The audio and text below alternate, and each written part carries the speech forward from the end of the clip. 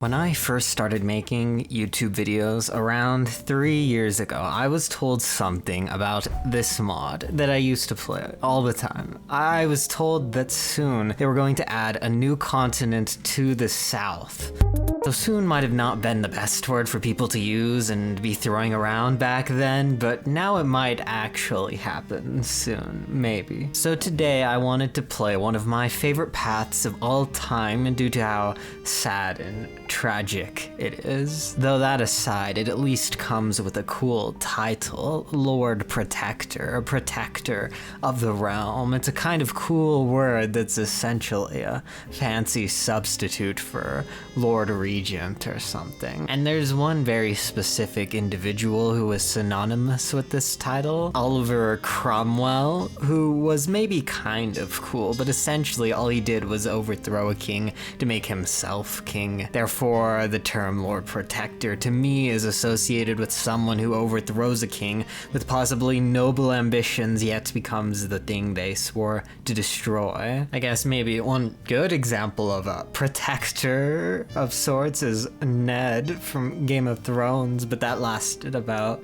10 seconds. Today though, we of course speak of an Oliver Cromwell style Lord Protector, as you'll see, and we play as the Griffonian Empire itself. It seems to start out pretty weak, but this has always been one of the most overpowered countries in this mod, and required several updates to make it somewhat playable, well, I mean, somewhat balanced. This path though turns the tables and makes things difficult, unless you decide to cheese it, but where's the fun in that? Or maybe they fixed the cheesing part, I don't know, haven't played it in over 2 years. And this isn't too uncommon in this mod, but we are going to be building military factories up from day one. Not on this side of the river though, because we might not be holding that side of the river. And for this path, we'll want as many divisions as possible, but we will also want CAS and green air if possible. But yeah, we'll research the CAS and research production to get an increased production efficiency cap so we can produce more equipment. We're a very decentralized country, but as you can see, all of the nations that share our color are our puppet states, including the Sunstriker clan up here in the north. As the Empire, we also start off with this event as Skyfall mocks us and plays cruel jokes on us. We'll teach them a lesson though, soon enough. And so we will recruit a silent workbird before clicking this event, which will decrease our political power by 150, because the Emperor is not well. His train trip is over, so it's only natural that his life is too, I guess, according to the narrative. Yep, and here the Emperor is dead. Unfortunately, after nearly a month of treatments and therapy, ranging from latest scientific medicine to holy anointments by priests, Deborah potions, and other exotic magical mystery cures, Emperor Grover V of his name was embraced by the claws of Boreas at age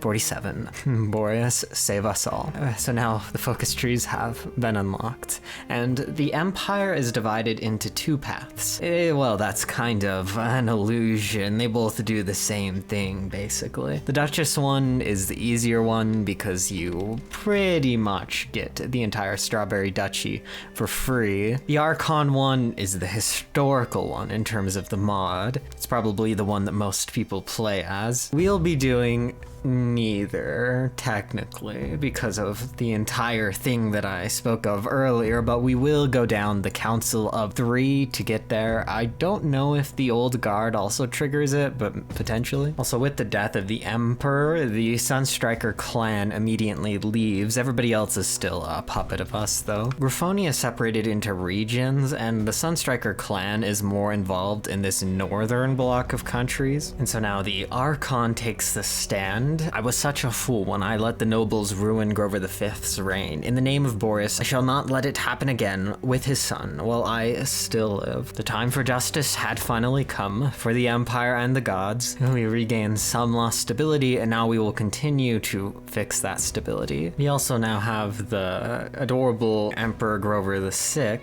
who, if you play your cards right, can become evil communist authoritarian general secretary Grover VI. It just depends what you want to do. He can also become kind of wholesome General Secretary Grover VI. It's complicated. Today, he won't quite be coming that in the Knight Archon's speech. As soon as the muscular Knight Archon appeared on the balcony of the Imperial Palace, the Griffins erupted into cheers and chanted his name. Many soldiers had gathered there too and hailed their living idol. Proteus smiled in return and basked in admiration for a long while, even winking to female Griffins in the crowd who swooned from his attention. Yeah, I definitely would too. Definitely, I mean the winking part. So yeah, we have to admit it's a good speech, even though this guy's maybe obnoxious. Maybe. Okay, and here it is. We have a certain general here. This guy, Don Claw. He's our best general, actually. Even an infantry leader. And he sat in his office, located in one of the innumerable military bases that dotted the capital of the Griffonian Empire. Ferdinand considered himself a patriot, and in a sense that was true. He did love the Empire in his own strange way, and it was precisely because of that love that he had to rebel. In his mind, the Empire simply couldn't survive without a radical change in the status quo. Could an already weakened empire survive with a mere child in charge, with the nobles circling around him like vultures? No, something had to be done. Ferdinand knew that his chances of success were slim, and that he would most likely just go down in history as another nameless traitor to the Empire, a fool whose futile rebellion was quickly crushed. Reports started to trickle in. His forces were converging on the Imperial Palace, and soon they would have to face the Palace Guard in direct combat. Ferdinand could do nothing but wait and hope that his soldiers could match the ferocity of the hardened defenders that they now faced. The next few minutes would decide the fate of the Empire, and by extension, the course of history itself. Most people, when they read this event, just click the top option because it's better. It doesn't seem like this random event that pops up out of nowhere would actually mean that much. But today we're not going to click the better option. We're going to choose the option where the soldiers win. And the storming of the palace. Against all odds, the few units that Ferdinand commanded triumphed over the palace guard at the cost of heavy casualties. Ferdinand himself soon followed his soldiers into the palace, accompanied by his personal guard. What followed was brutal room-to-room combat. The defenders of the palace determined to protect the emperor to the last. But Ferdinand's units eventually overwhelmed them as the palace defenders fell one by one to a storm of steel and fire. And when the final guards fell, after hours of fighting, Ferdinand achieved complete control of the imperial palace. His soldiers soon set to fortifying the perimeter around the palace, preparing to defend it against any counterattacks. With Ferdinand now controlling the heart of the empire, it was time for the next phase of his plan to unfold. In a radio address to the entire Reichsbank, he declared himself Lord Protector of the Empire and announced that a new government would take control of the state. Long live the Lord Protector. Pretty negative, of course. That at least gets rid of the bloated bureaucracy. Oh, yeah, and this focus tree will be gone soon. And securing our power, Ferdinand Donclaw stood before the entrance of the child emperor's room. The bullet-ridden corpses of his fanatically loyal Diamond Dog guards still sat where they fell. He knew what he had to do, the terrible act that he would commit to secure his power. The emperor had no real authority. He was merely a figurehead, a pawn to be used by the various political factions that infested the rotten corpse of the once great empire. The child had to be removed from the picture if the empire was to survive, and yet he found himself unable to open the door. Something deep in the back of his mind prevented him from doing so. Would this unforgivable act really be worth it? Committing such an act would surely anger the entire empire. Even the gods themselves would despise him for his actions. Was saving the empire truly worth it? Would it be worth the weight of such an evil act?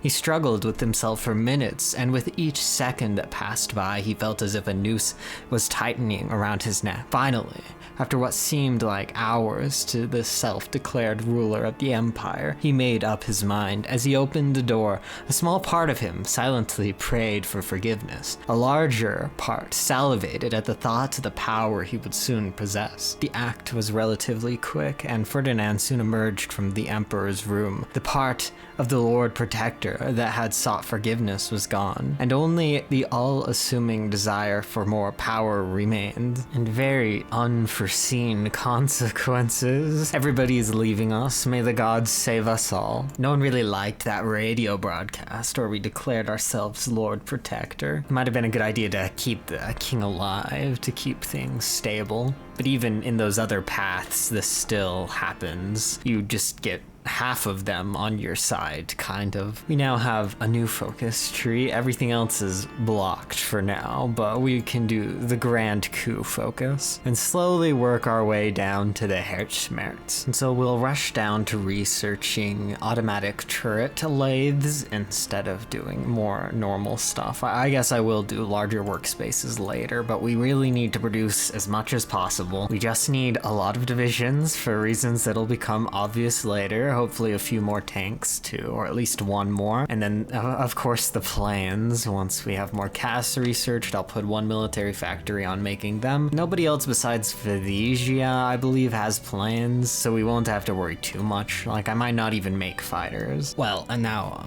Don Claw has become a field marshal too, of course, because he took over.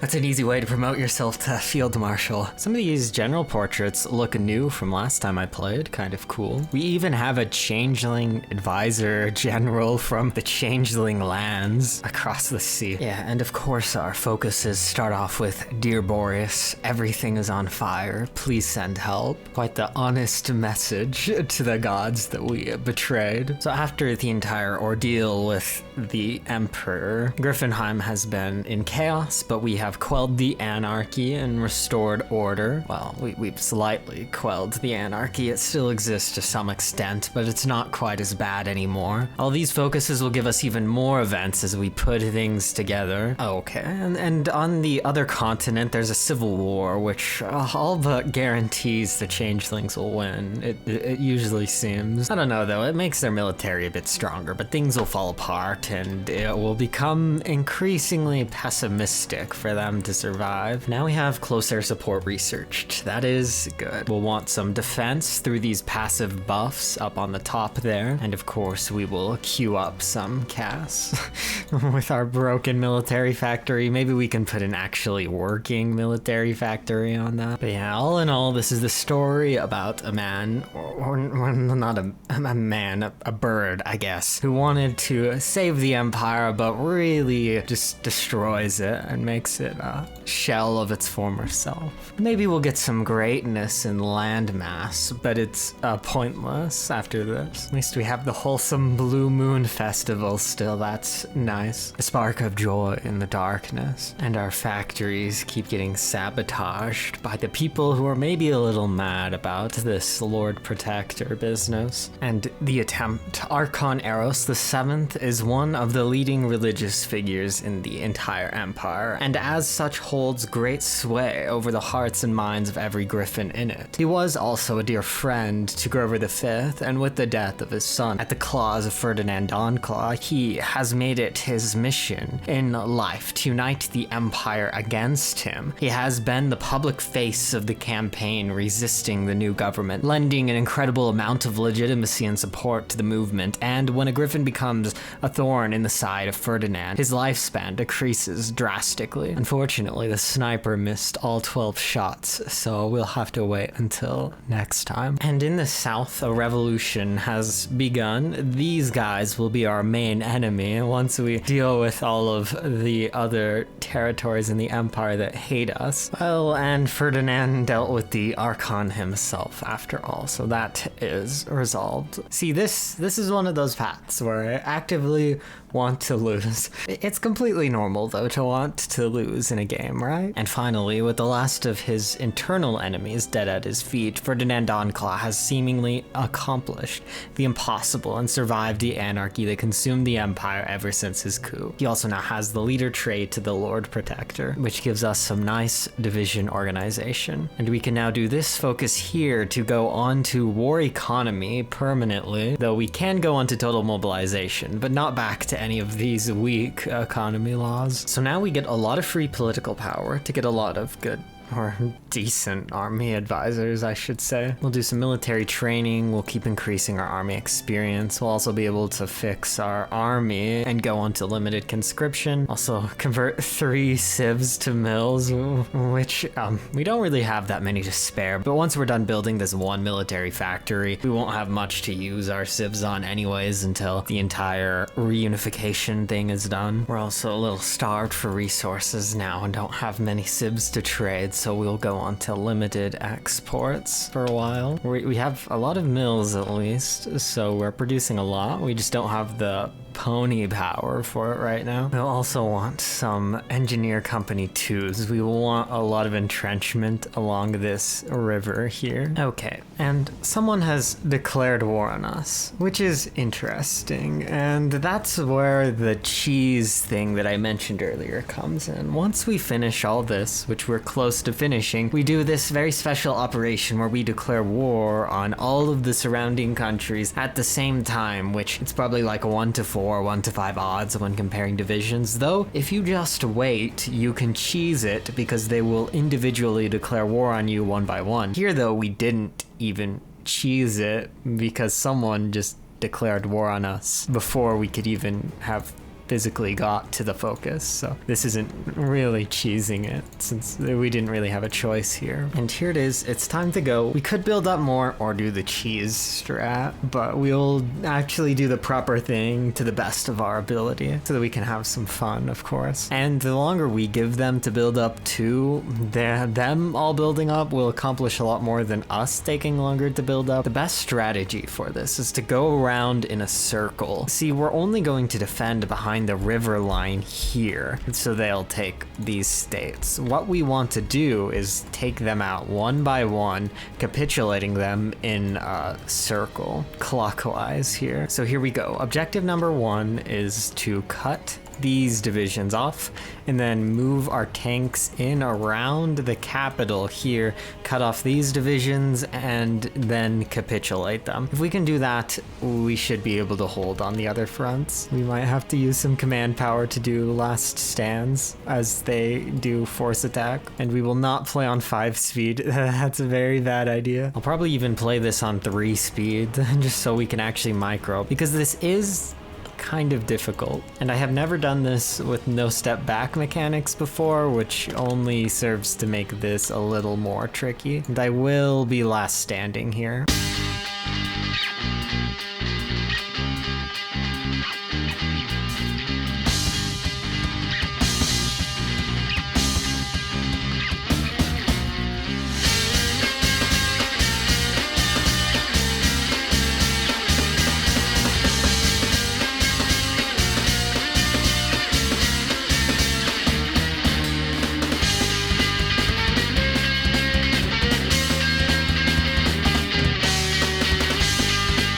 Capitulated the first one. It's kind of scary. We're losing a battle at our capital right now, but we can always last stand, so we shouldn't be too concerned. We have a lot of command power just sitting around. We can perpetually have a lot of these guys last standing. And this river is so well defended that I'm going to move divisions off of it to the south, or maybe just bring an extra guy to defend the capital. And I will last stand those 2 guys if the organization gets too low. However, now the domino effect should begin. Yale, who's our next target, has most of their divisions along this line here, but now they have this entire undefended border that we can rush into with all these divisions that are now free. We'll just want our tanks to take whatever we can as fast as possible before they move these divisions. Luckily, they're in a stupid force attack right now, so it's not very good for them. We also, through the one focus, unlocked the integration unique occupation loss that we can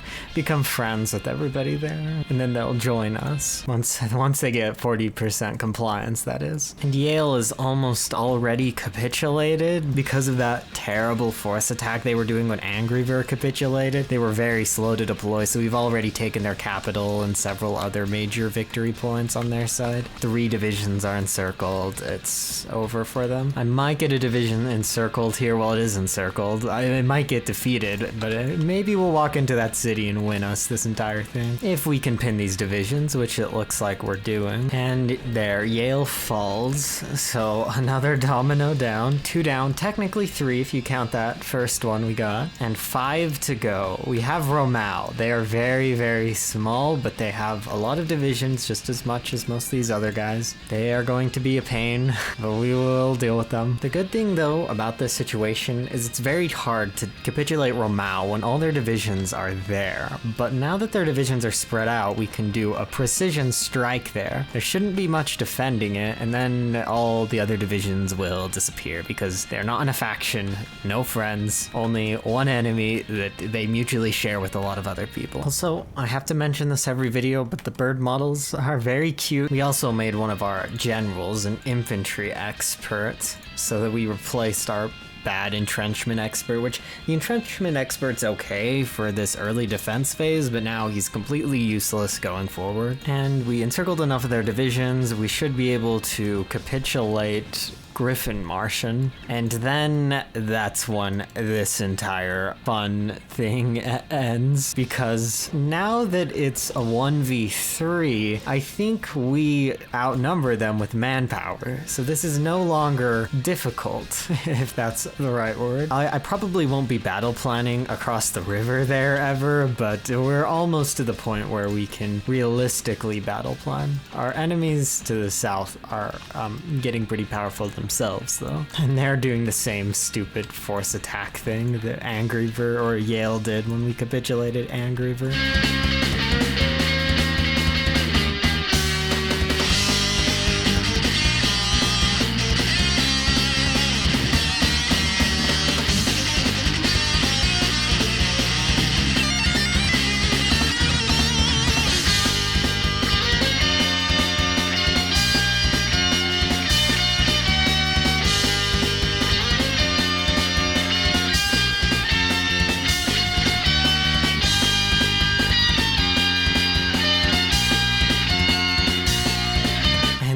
Retreated tactically. The AI is pretty dumb, but the AI will do some smart things, like retreat from here when this is happening here. So we will move in, at least retake the river, probably do some more stuff, mess around with them. Okay, Amphithesia's down, a little more difficult just because of how large they were, but they weren't in a faction either, so that makes it easy. And then this automatically encircles several of the Strawberry Duchy's divisions, and now we have a pretty straight shot to victory. Only 2 enemies remain. Okay, and now it is finally a fair 1v1. I will just merge all my divisions into a single army now, and we should just be able to battle plan. Or as they force attack into us. There must be some weird thing with the AI where they always force attack the second things become extremely bad for them defensively. And the last domino has fallen. It is over. We now just have to slowly wait for compliance to build, and then our empire will be reunited at last. We'll meanwhile continue to use our agents to decrease resistance and prepare for future battles that aren't as hard. Usually the later battles are more difficult, not in this case. We'll also do the improved worker condition and promises of peace decisions to slowly increase our stability, which is important now. But that is all for today.